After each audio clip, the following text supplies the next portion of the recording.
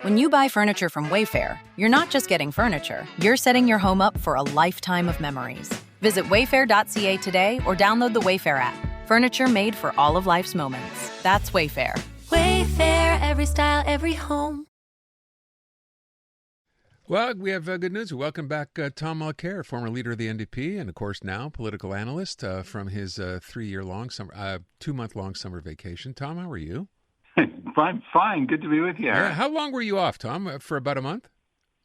A little over a month, yeah. Okay. It was just great. We end basically when the season ends in the House of Commons and the National Assembly, and we sort of start trundling back. This is a bit early this year because of the Quebec election, so we're back on a little bit earlier, maybe a week earlier than usual. Okay. By the way, let me just take a second and congratulate you and your wife on your 50th anniversary. Thank you. That's amazing. Wonderful news. All right. Yeah, let me start with a couple of stories. First of all, let me tell everybody, of course, our feature is brought to you. It's been a while.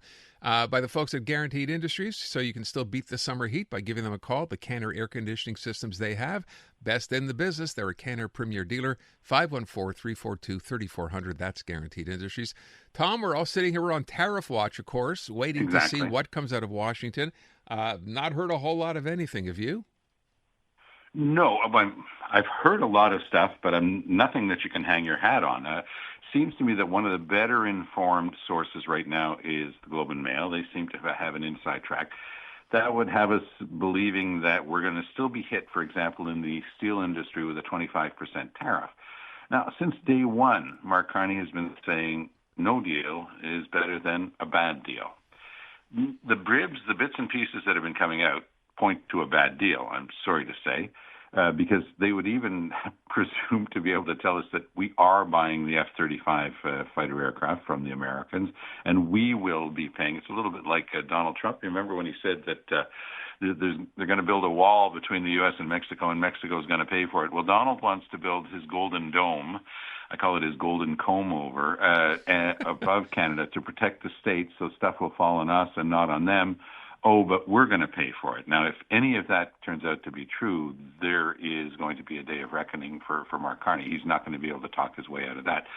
It's interesting that the premiers who have been largely on side and calm and respectful, Wab Kinew of Manitoba was basically mocking Carney yesterday, saying, what's the word for something that's just one notch short of begging? Right. Because he was pretty well begging us to put the American booze back on the shelves. And Kinew then went on to say that he would do it, which is interesting because he's an NDPer and he's got his own mind and he's an extraordinarily strong premier. But at the same time, he said, but I'll put it back on the shelves, but I'll implore you not to buy the stuff. And I think that that's pretty much what might happen. So it's obviously part of the deal. For Trump, this sort of symbolic stuff, because the amount of American booze consumed by Canadians maybe is 5 or 10% of the American producers' market, but it's symbolic for Trump. Nobody's allowed to say no to anything American. So he wants to be able to boast about that. He wants the Keystone XL deal back. That's never had anything to do with us. It's had everything to do with the Americans blocking it. It was Biden who blocked it. So if he wants that, I mean, for us to be exporting more is generally a good idea, although exporting raw natural resources with none of the value-added jobs, no upgrading, no refining, no transformation jobs here in Canada, all being created in the States, that's never a good proposition. But again, I think people would have held their noses and said, okay, build the thing and ship it. Yeah. We'll still do what we've been doing, building green renewable energy infrastructure like we announced this week for Churchill Falls. But Aaron, if the rest of it is true, I don't care how good he is, and he's really good. I don't think that Carney's going to be able to explain his way out of it. Well, what's the other issue here, Tom? Of course, whatever deal is reached here, and I keep bringing this up because I'm sure you heard what Wab Kinew had to say. I don't think he did don't think he did Mark Carney much of a favor by saying what he said. But no. This idea of selling this to the rest of the provincial premiers, and I said this earlier to Jim Mene, I said this is not a slam dunk necessarily. No, and it only takes one, for example, on booze to say no. And, you can just imagine the pressure that there will be on that premier. Let's say it's Doug Ford. Let's say it's Christine Frechette, who's heading into an election.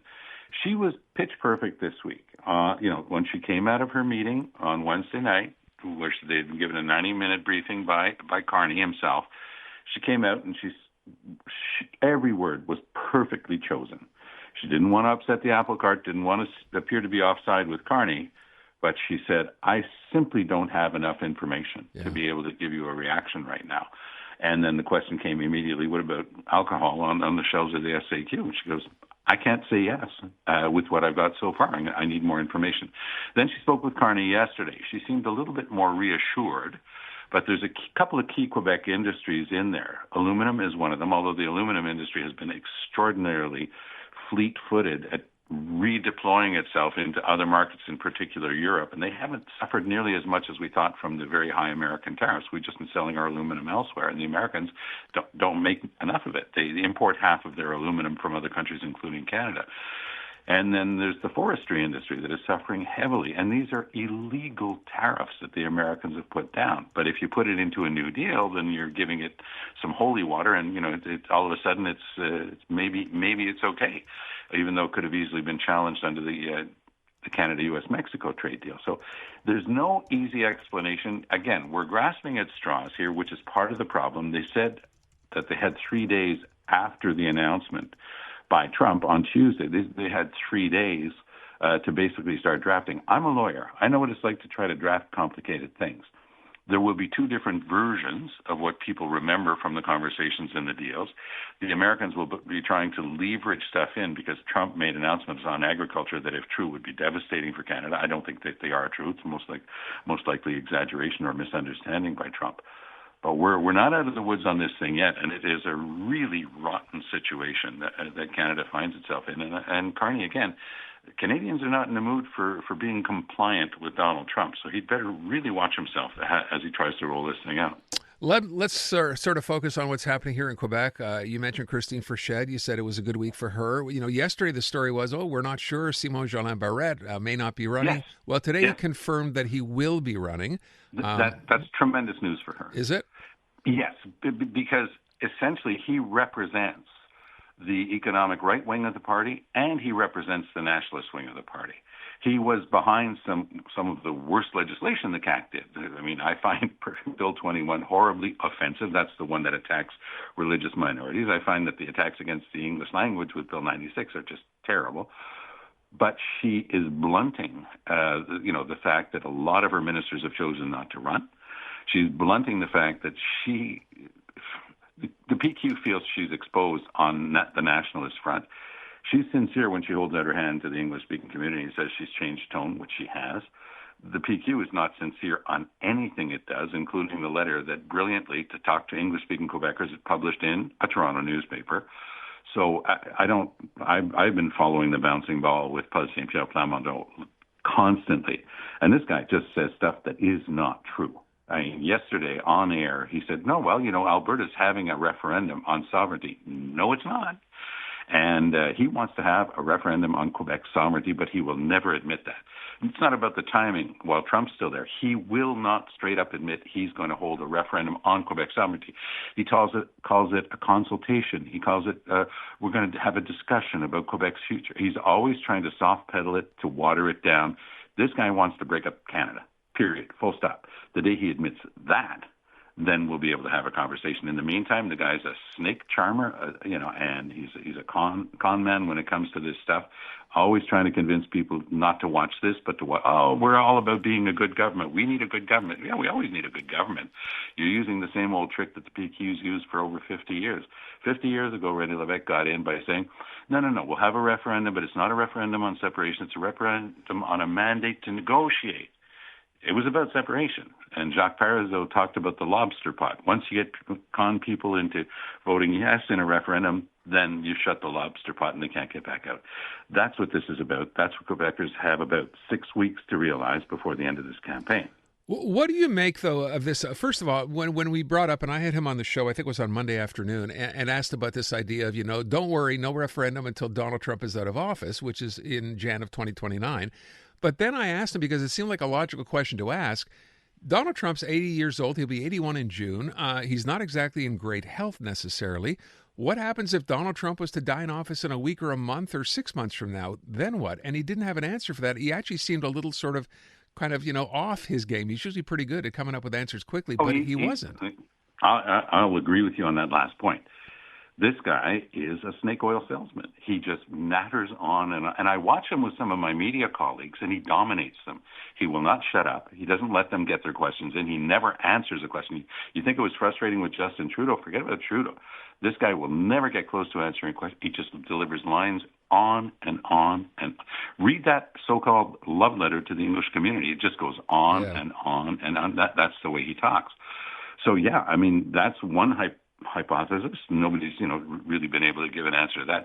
There's another hypothesis. Trump says he's running again, despite the Constitution. Well, yeah. What happens then? Oh, I know that that's implausible. But the more simple thing to ask as a question to me is, how do you know that the person who replaces Trump isn't going to be worse than Trump? Exactly, right. Even if it is a Democrat, I mean, you have to assume things, the way they've gone right now doesn't necessarily mean they get back to where they were just because he's no longer the president. No, exactly. And it's a con job. It's a scam. It's sleight of hand. It's don't look at what's happening over here. Look at what might happen over there. And really, it's so ridiculous to say that the so-called future of Quebec and separation depends on the current tenant of the White House. Yeah. It doesn't make any sense. But he figured he thought he had it all figured out because he was being attacked by Charles Milliard of the Quebec Liberals and by Premier Christine Fréchette on his referendum. He said, well, their argument that this is the absolute worst time to do it, I've just completely removed that as an argument. Oh, really? You've removed that as an argument? No, you haven't. And so he's going to continue playing mini-putt and continue playing pétanque and continue being shown with a tennis racket in his hand to try to change his image of a know-it-all who never lets other people get a word in edgewise and who is that guy. And I honestly think that the more he is exposed, the more people will realize that they're being conned. But the difficulty is this guy's very good at what he does, and he's being backed by large chunks of the Quebec media. And so it's going to be a very difficult job. Christine Fréchette announced today that she's going to have an interesting character who's going to be out there with her during the campaign, banging the drum, and he's an influencer here in Quebec, and I think that might help her. But it's going to be a very tough road to hoe. I don't see, if things are as they are right now, there's a minority government, probably PQ. But if people start to realize that what's on the table is the future of Canada and their Canadian passport, to go back to an image that Jean Charest exploited very well the last time we had a referendum, then they'll start to rally to the party, whichever party of the Liberals or the CAQ can actually block the Parti Québécois. And right now, the answer to that question is Christine Fréchette and the CAQ, because they have much stronger vote amongst Francophone voters than the Liberals do. Just really, really quickly in 30 seconds, you mentioned Charles Milliard. Are you starting to see any more impact being made by him or not? He's really, really, really having a hard time. He's a smart guy. He's an interesting guy. I quite like him. I've had a chance to meet him. But when he does a longish interview, he did one with my friend and colleague Paul Larocque over at TVA this week, there's no line. You finish the whole interview, and these are long-form interviews that Larocque's been doing with all the party leaders, and you finish it and you sort of go, did he say anything? Was there a single message in there? Yeah. And the answer is no. So the team that's running his campaign out of Quebec City, which is in and of itself a huge mistake, the team is the same team that ran Philippe Couillard's campaign 8 years ago, and that didn't go very well. So you see the same sort of mistakes, really deep communications errors. It's not coming together quickly. You've got some of the smartest people in politics, working with them and trying to push this thing forward, but it's not working with Francophone voters, Aaron. And that's the nub here. If the Liberals stay at 12, 13% with Francophone voters, they don't have a chance outside of the Montreal area. Full stop. We leave it at that. Tom, great to have you back. Thank you so much. Have a great weekend. Great to be with you. Take good care. Take care. Bye-bye. You too. The newest tracks. Let's go. New music. And the next big thing. Always on the new music first. Your first place to hear it all. 'Cause you gon' like it, love it, wanna play it twice. Playing now. iHeart New Music. Your digital station for brand new drops, fresh finds, and tomorrow's bangers. I think we need something new. Discover iHeart New Music. Always fresh, always first. Stream now on the free iHeartRadio app.